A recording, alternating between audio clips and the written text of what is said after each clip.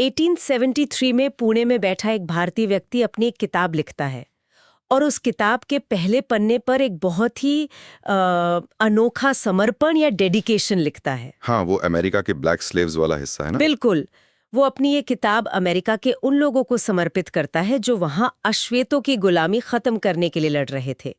मतलब इंटरनेट से दशकों पहले बिना किसी हवाई जहाज या सोशल मीडिया के ये ग्लोबल कनेक्शन कैसे बना? ये सच में हैरान करने वाली बात है ना? हमारे पास आज जो स्रोत सामग्री, ऐतिहासिक दस्तावेज और चार्ट्स हैं, वो हमें 19वीं सदी के उसी असाधारण व्यक्ति तक ले जाते हैं। 1827 में पुणे के एक माली परिवार में जन्मे महात्मा ज्योतिराव फूले। तो आज की इस गहन चर्चा का मिशन सिर्फ एक समाज सुधारक की जीवनी के पन्ने पलटना नहीं है। एकदम सही। ठीक है, आइए इसे विस्तार से समझते हैं। हमें ये डिकोड करना है कि कैसे उस क्रूर दौर में एक व्यक्ति ने आधुनिक, लोकतांत्रिक और समान भारत की मूल रूपरेखा तैयार कर दी थी। देखिए, इस रूपरेखा को समझने के लिए सबसे पहले हमें उस दौर की संस्थागत असमानता की गहराई में जाना होगा, जो कि कोई दुर्घटना नहीं थी, बल्कि एक बहुत ही सोच समझ कर बनाया गया तंत्र था। बिल्कुल। स्रोत सामग्री इस बात पर बहुत जोर देती है कि अज्ञानता कैसे सीधे तौर पर शोषण को जन्म देती है। मतलब जब किसी विशाल वर्ग को पीढ़ियों तक शिक्षा और ज्ञान से वंचित रखा जाता है, तो एक समय बाद वे अपने शोषण को ही अपनी नियति मान लेते हैं, उसे ईश्वर का विधान मान लेते हैं। सही कहा। और फुले ने इस बात को पहचाना था कि इस मानसिक गुलामी के चक्र को तोड़े बिना कोई भी बदलाव लाना असंभव है। उनका पूरा जीवन इसी चक्र को तोड़ने का एक ठोस सिस्टम तैयार करने में बीता। लेकिन ये चक्र तोड़ने की शुरुआत कैसे हुई? इसके पीछे की कहानी बहुत ही दिलचस्प है। स्रोत सामग्री 1848 की एक व्यक्तिगत घटना का जिक्र करती है। हाँ, वो उनके एक सवर्ण मित्र की शादी वाली घटना। बिल्कुल। हुआ ये था कि ज्योतिराव फूले अपने एक ब्राह्मण मित्र की शादी में गए थे। वहां जुलूस में उनके साथ जो हुआ वो बहुत अपमानजनक था। जाति के आधार पर उनका सरेआम अपमान किया गया और उन्हें उस जुलूस से बाहर निकाल दिया गया। जो उस दौर के हिसाब से रोजमर्रा की बात थी। वही तो मैं यही सोच रही थी कि उस दौर में निचली जातियों के लिए इस तरह का भेदभाव तो आम बात थी। तो फिर एक 21 साल के युवा के लिए यही एक विशिष्ट घटना वो ट्रिगर कैसे बन गई जिसने उसे पूरी व्यवस्था से टकराने पर मजबूर कर दिया? ये बहुत ही महत्वपूर्ण सवाल है। इस घटना के इतना गहरा असर करने का कारण उनका अपना बैकग्राउंड था। अच्छा। हाँ, मैं बताता हूँ। देखिए, फुले का परिवार आर्थिक रूप से थोड़ा स्थिर था। वे फूलों का व्यापार करते थे और ज्योतिराव उस समय के उन गिने चुने निचली जाति के युवाओं में से थे जिन्हें कुछ हद तक अच्छी शिक्षा मिली थी। तो शायद उन्हें ये भ्रम था कि उनकी शिक्षा या आर्थिक स्थिति उन्हें समाज में एक सम्मानजनक स्थान दिला देगी। बिल्कुल, लेकिन उस शादी के जुलूस में हुए अपमान ने उस भ्रम को चकनाचूर कर दिया। उस एक पल ने उनके सामने ये नग्न सच लाकर खड़ा कर दिया कि इस ब्राह्मणवादी समाज में उनकी व्यक्तिगत योग्यता का कोई मोल नहीं है। मतलब जन्म के आधार पर उनकी पहचानी सब कुछ है। हाँ, ये एहसास कि ये बीमारी किसी एक व्यक्ति में नहीं बल्कि पूरे समाज के डीएनए में है, यही वो क्रांति की चिंगारी थी। यानी बाकी सुधारक समाज को बाहर से बैंडेड लगा रहे थे, लेकिन फूले को ये समझ आ गया था कि उन्हें उस वायरस को खत्म करना है जो असल में बीमारी पैदा कर रहा है। ये तो सिस्टम के ग्लिच को पहचानने जैसा था। बहुत सही एनालॉजी दिया आपने। और इसका समाधान उन्होंने क्या निकाला? तृतीय रत्न, यानी तीसरी आंख। उनका मूल दर्शन यही था कि शिक्षा केवल अक्षर ज्ञान नहीं है। ये सिर्फ इतना नहीं है कि किसी को पढ़ना लिखना आ गया या कोई नौकरी मिल गई। हाँ, शिक्षा वो तीसरी आंख है जो इंसान को सही और गलत में फर्क करना सिखाती है, मानसिक गुलामी की बेड़ियों को देखने की क्षमता देती है। और इस दर्शन को उन्होंने बहुत ही तार्किक और वैज्ञानिक तरीके से समझाया है। स्रोत सामग्री में उनका एक बहुत ही प्रसिद्ध विचार दर्ज है, विद्या बिना मति गई, मति बिना नीति गई। हाँ, अगर हम इस पूरी चेन रिएक्शन को समझे तो ये एक मास्टर क्लास है। इसका अर्थ है कि शिक्षा यानी विद्या छिन जाने से इंसान की सोचने समझने और तर्क करने की क्षमता चली जाती है। और जब तर्क नहीं रहता तो नैतिकता या नीति का पतन होता है कि क्या सही है और क्या गलत। बिल्कुल, नैतिकता के बिना प्रगति रुक जाती है, प्रगति के बिना आर्थिक विकास खत्म हो जाता है। और जब आर्थिक ताकत नहीं रहती तब सबसे निचले तबके का पूर्ण विनाश हो जाता है। उन्होंने अज्ञानता को सिर्फ एक कमी नहीं बल्कि सारे दुखों और आर्थिक शोषण की जड़ बताया। ये सच में एक जबरदस्त विश्लेषण है। अब अगर शिक्षा वो तीसरी आंख है, तो स्रोत के अनुसार इस आंख से समाज का जो पहला अंधकार दूर करना था, वो था महिलाओं का शोषण। हाँ, क्योंकि 1848 के उसी साल में उन्हें ईसाई मिशनरी मिस फरार के काम से प्रेरणा मिली थी। बिल्कुल, उन्हें ये बात समझ आ गई थी कि अगर पूरे देश को शिक्षित करना है तो उसकी शुरुआत आधी आबादी यानी महिलाओं को पढ़ाने से ही करनी होगी। और ये बदलाव उन्होंने बाहर उपदेश देकर नहीं, बल्कि अपने ही घर से शुरू किया। उन्होंने सबसे पहले अपनी पत्नी सावित्रीबाई फूले को पढ़ना लिखना सिखाया, जो कि उस समय कोई आसान काम नहीं था। जब सावित्रीबाई लड़कियों को पढ़ाने के लिए घर से निकलती थीं, तो समाज के ठेकेदार उन पे गोबर, कीचड़ और पत्थर उछालते थे। ये उस दौर का एक बहुत बड़ा क्रांतिकारी कदम था। इसके बाद 1848 में ही पुणे के भिड़ेवाड़ा में दोनों ने मिलकर लड़कियों के लिए भारत का पहला स्वदेशी स्कूल खोला। ये स्कूल सदियों पुरानी उस पितृसत्तात्मक व्यवस्था को एक सीधी चुनौती थी, जो मानती थी कि महिलाओं का काम सिर्फ घर की चारदीवारी तक सीमित रहना चाहिए। हाँ, और उनका अपना कोई स्वतंत्र दिमाग नहीं होता है, इस सोच को भी तोड़ना था। बात सिर्फ शिक्षा तक ही नहीं रुकी।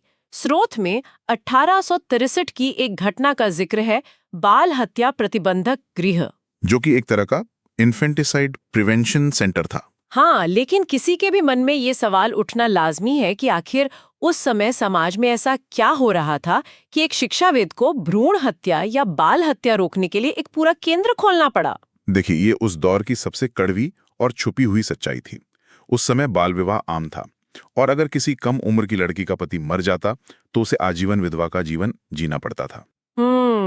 और कई बार इन विधवाओं का उनके अपने ही घर में उनके अपने ही पुरुष रिश्तेदारों द्वारा शारीरिक शोषण किया जाता था। बिल्कुल, और जब वे गर्भवती हो जाती थी तो परिवार की इज्जत बचाने के नाम पर या तो उन्हें आत्महत्या करने पर मजबूर किया जाता था, या जन्म लेते ही उस नवजात शिशु की हत्या कर दी जाती थी।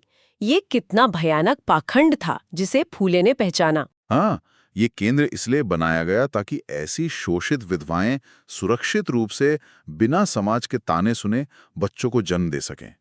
ये दिखाता है कि उनका काम सिर्फ कागजी नहीं था, वे असल जिंदगी के सबसे गहरे और स्याह अंधेरों से लड़ रहे थे। एकदम सही कहा। इसी से जुड़ी एक और ऐतिहासिक घटना का जिक्र स्रोत में है, जो मुझे सबसे ज्यादा हैरान करती है। विधवाओं से ही जुड़ी क्रूर प्रथा थी उनका जबरन मुंडन करना, ताकि वे बदसूरत दिखें और समाज से कटी रहें। बिल्कुल। इस प्रथा को रोकने के लिए ज्योतिराव फुले ने नाइयों यानी बार्बर्स को एकजुट किया और बाल काटने के खिलाफ एक ऐतिहासिक हड़ताल का आयोजन करवा दिया। हाँ, ये आधुनिक ट्रेड यूनियन एक्टिविज्म का एकदम शुरुआती रूप था। मतलब उस 19वीं सदी के दौर में जब जाति व्यवस्था इतनी हावी थी, नाइयों को ये समझाना कि वे उच्च वर्ग की महिलाओं का मुंडन न करें, ये तो नाइयों के लिए अपनी रोजी रोटी और सामाजिक सुरक्षा को सीधे खतरे में डालने जैसा रहा होगा। उन्होंने नाइयों को इस बात के लिए राजी कैसे किया? यहीं पर उनकी राजनीतिक और रणनीतिक समझ की गहराई का पता चलता है। ये सिर्फ एक प्रथा का विरोध मात्र नहीं था। तो उन्होंने क्या किया? फूले ने नाइयों के साथ बैठकें की और उन्हें समझाया कि वे अनजाने में उच्च वर्ग के द्वारा बनाए गए शोषण के तंत्र का एक हथियार बन रहे हैं। अच्छा, उन्होंने नाइयों को एहसास दिलाया कि जिस तरह समाज में उन्हें नीची नजर से देखा जाता है, उसी तरह उन विधवाओं का भी शोषण हो रहा है। बिल्कुल, ये शोषित वर्ग के भीतर ही एक दूसरे शोषित वर्ग के प्रति सहानुभूति और एकजुटता पैदा करने की एक शानदार मनोवैज्ञानिक पहल थी। और जब नाइयों ने ये बात समझी और मुंडन करने से साफ इनकार कर दिया, तो ये सीधे तौर पर ब्राह्मणवादी पितृसत्ता की आर्थिक और सामाजिक ताकत पर एक करारी चोट थी। हाँ, महिलाओं के लिए स्कूल खोलना या विधवाओं को बचाना एक बात थी, लेकिन स्रोत सामग्री से ये स्पष्ट होता है कि वे सिर्फ शाखाओं को नहीं काट रहे थे। उन्हें जल्द ही समझ आ गया था कि जब तक उस वैचारिक जड़ पर प्रहार नहीं किया जाएगा, जो ये तय करती है कि कौन जन्म से श्रेष्ठ है, तब तक कोई स्थायी बदलाव नहीं आएगा। इसलिए उन्होंने वेदों को वर्चस्व का साधन मानते हुए पूरी तरह से खारिज कर दिया और जन्म के आधार पर किसी भी तरह की ऊंच नीच को मानने से इनकार कर दिया। बिल्कुल, और इसी वैचारिक प्रहार के तहत उनका मूल निवासी सिद्धांत सामने आता है। उन्होंने तर्क दिया कि जिन्हें समाज में नीची जाति कहकर दबाया जाता है, दरअसल वे ही भारत के असली निवासी हैं। और आर्य आक्रमणकारियों ने बाहर से आकर इन मूल निवासियों पर कब्जा किया और अपनी सत्ता बनाए रखने के लिए ये जाति व्यवस्था थोप दी। अब ऐतिहासिक रूप से इस सिद्धांत पर कितनी भी बहस हो, लेकिन मनोवैज्ञानिक स्तर पर इसका असर बहुत गहरा था। ये सदियों से चली आ रही हीन भावना को खत्म करने और हाशिए के लोगों के मन में अपनापन और गर्व भरने का एक शक्तिशाली टूल था। वे शोषितों को बता रहे थे कि ये जमीन तुम्हारी है, तुम किसी से कमतर नहीं हो। और यहीं पर बात वापस हमारे इस शुरुआती सवाल पर आ जाती है। 1873 में उनकी जो महान रचना गुलामगिरी प्रकाशित हुई, उसका जिक्र करना बहुत जरूरी है। वही किताब जो अमेरिका के दास्ता विरोधी आंदोलनकारियों को समर्पित थी। हाँ, स्रोत के अनुसार इस पुस्तक का मुख्य विषय जाति व्यवस्था की तुलना एक क्रूर गुलामी प्रथा से करना था। लेकिन ये ग्लोबल विजन, ये सोच के अमेरिका में हो रहे अश्वेतों के शोषण और भारत में हो रहे जातिगत शोषण में एक समानता है, ये कितनी बड़ी बात है। ये उनके वैश्विक दृष्टिकोण का सबसे बड़ा प्रमाण है। फूले जाति व्यवस्था को सिर्फ एक स्थानीय या धार्मिक ढांचे के रूप में नहीं देख रहे थे, वे इसे दुनिया भर में फैले उत्पीड़न के एक मॉडल के रूप में पहचान रहे थे। बिल्कुल। अमेरिका के दास्ता विरोधी आंदोलन से अपनी लड़ाई को जोड़कर वे असल में मानवाधिकारों की एक यूनिवर्सल भाषा गढ़ रहे थे, जो उस समय के हिसाब से समय से बहुत आगे की सोच थी। वे ये संदेश दे रहे थे कि उत्पीड़न का मूल स्वभाव हर जगह एक ही होता है, वो इंसान को उसकी गरिमा से वंचित करता है और इसलिए इसके खिलाफ लड़ाई भी एकजुट होकर लड़ी जानी चाहिए। ये तो हुई पुरानी व्यवस्था और उसकी विचारधारा को ध्वस्त करने की बात। लेकिन पुरानी इमारत को गिराने के बाद एक नया ढांचा खड़ा करना भी तो जरूरी होता है ना? हाँ, केवल आलोचना करने से समाज नहीं चलता, एक व्यवहारिक विकल्प देना पड़ता है। स्रोत सामग्री हमें बताती है कि ये विकल्प 24 सितंबर 1873 को सामने आया, जब सत्यशोधक समाज की स्थापना हुई, यानी सत्य की खोज करने वालों का समाज। और इसकी सबसे खास बात थी इसका समावेशी होना। ये दलितों, मुसलमानों, महिलाओं और यहाँ तक कि उन सवर्णों के लिए भी खुला था जो समानता में विश्वास रखते थे। देखिए, सत्यशोधक समाज कोई साधारण संगठन नहीं था। अगर हम इसके आर्थिक और सामाजिक पहलू को गहराई से देखें तो इसके उद्देश्य बहुत ही स्पष्ट और क्रांतिकारी थे। जैसे कि बिना किसी पुरोहित या ब्राह्मण के विवाह और अन्य संस्कार संपन्न कराना। बिल्कुल। दूसरा, मूर्ति पूजा का कड़ा विरोध। और तीसरा, निर्माता, जिसे वे निर्मिक कहते थे, उससे सीधा संवाद स्थापित करना। उन्होंने ये तर्क दिया कि जैसे एक बच्चे को अपनी माँ से बात करने के लिए किसी बिचौलिए की जरूरत नहीं होती, वैसे ही इंसान को ईश्वर से जुड़ने के लिए किसी पुरोहित की जरूरत नहीं है। और ये कदम सिर्फ धार्मिक नहीं था, ये गहरा आर्थिक प्रहार था। पुरोहितों के बिना शादी कराने का मतलब था धर्म के नाम पर चल रहे एकाधिकार और आर्थिक लूट को सीधा खत्म करना। इस तरह सत्यशोधक समाज ने धर्म को बिचौलियों से मुक्त करके भारत में एक आध्यात्मिक लोकतंत्र की नींव रखी। इसी बात को और स्पष्ट करने के लिए स्रोत सामग्री में एक बहुत ही शानदार तुलनात्मक चार्ट दिया गया है। 19वीं सदी के एलीट रिफॉर्मर्स यानी संभ्रांत सुधारक बनाम ज्योतिराव फुले। हाँ, ये चार्ट दिखाता है कि जो संभ्रांत सुधारक थे, उनका नेतृत्व उच्च जातियों के हाथ में था। वे सिर्फ सती प्रथा या बाल विवाह जैसी सदियों पुरानी परंपराओं में कुछ ऊपरी बदलाव चाहते थे। उनका दायरा सिर्फ शहरी समाज तक सीमित था। लेकिन ज्योतिराव फुले का आंदोलन सीधे जमीनी स्तर और गांवों से निकल कर आया था। ये व्यवस्था में मामूली बदलाव नहीं, बल्कि पूरी राजनीतिक और सामाजिक समानता की मांग कर रहे थे। ये फर्क इसलिए था क्योंकि संभ्रांत सुधारक उस व्यवस्था के बेनिफिशरीज थे। वे व्यवस्था की कुछ खामियों को इसलिए दूर करना चाहते थे ताकि उनका अपना वर्चस्व बचा रहे। लेकिन फूले उस व्यवस्था के भुक्तभोगी थे। उन्हें पता था कि जब तक पूरी इमारत को नहीं गिराया जाएगा, न्याय नहीं मिल सकता। और इस नई इमारत के केंद्र में उन्होंने किसे रखा? आम किसान को।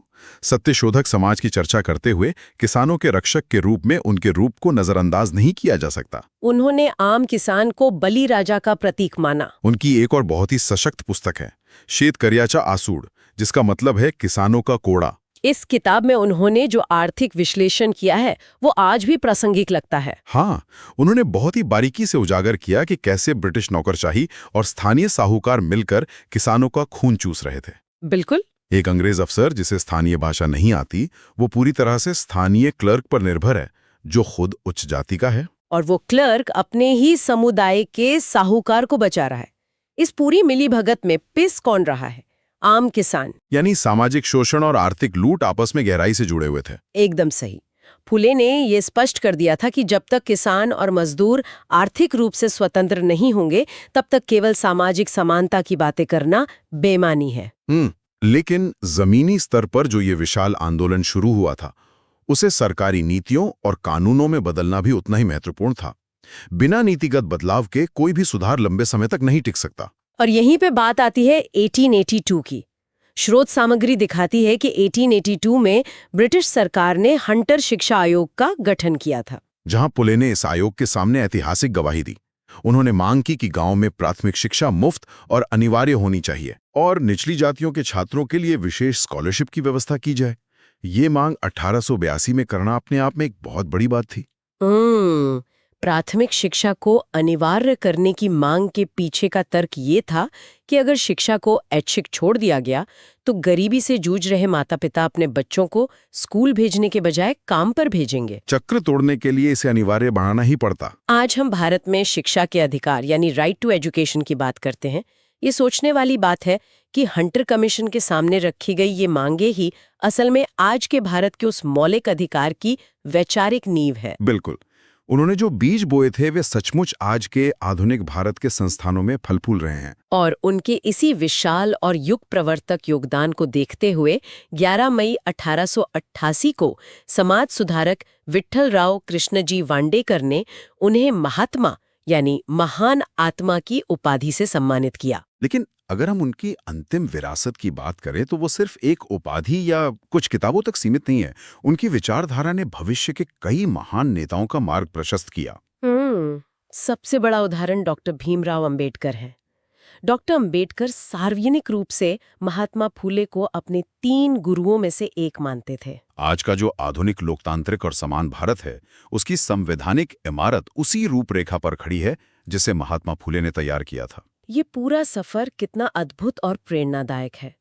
पुणे के एक माली परिवार से निकलकर एक शादी में हुए अपमान की उस गहरी चुभन से शुरू होकर कैसे एक व्यक्ति ने अपने दर्द को एक हथियार में बदला और पूरे देश के लिए समानता का ब्लूप्रिंट तैयार कर दिया। बिल्कुल। हमने इस चर्चा में देखा कि कैसे उन्होंने अज्ञानता की बीमारी को मिटाने के लिए तृतीय रत्न का रास्ता दिखाया, महिलाओं के लिए स्कूल खोले, विधवाओं को मौत के मुंह से बचाया, गुलामगिरी के जरिए अंतर्राष्ट्रीय स्तर पर मानवाधिकारों की आवाज उठाई और सत्य शोधक समाज के जरिए एक सच्चे आध्यात्मिक लोकतंत्र की स्थापना की। और उनके जीवन का जो अंतिम और सबसे गहरा दर्शन था, जो हमारी स्रोत सामग्री के बिल्कुल अंत में बहुत खूबसूरती से दर्ज है, वो ये था कि सच्चा धर्म क्या है। हाँ, तमाम विरोधों के बावजूद उनका ये दृढ़ विश्वास था कि सच्चा धर्म किसी पाखंड, दिखावे या जन्म आधारित श्रेष्ठता में नहीं है। सच्चा धर्म केवल सत्य और सदाचार में बसता है। इंसान का इंसान के प्रति व्यवहार ही उसका सबसे बड़ा धर्म है। यही उनकी शाश्वत सीख है। ये सच में एक बहुत ही गहरी और आत्मा को झकझोर देने वाली बात है। आज के इस दौर में जब हमारे पास हर तरह की तकनीक है, दुनिया भर की सूचनाएं हमारी उंगलियों पर है और डिग्रियों की कोई कमी नहीं है, स्रोत सामग्री के इस लंबे सफर के अंत में ये पूरा विमर्श हमारे सामने एक बहुत ही प्रासंगिक सवाल खड़ा कर देता है।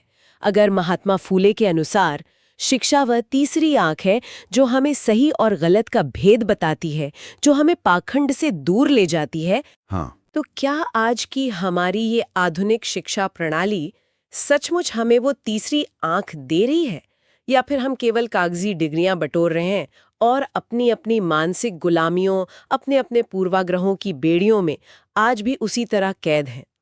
ये एक ऐसा सवाल है जिस पर गहराई से विचार करना शायद महात्मा फूले को समझने की दिशा में हमारा अगला कदम हो सकता है।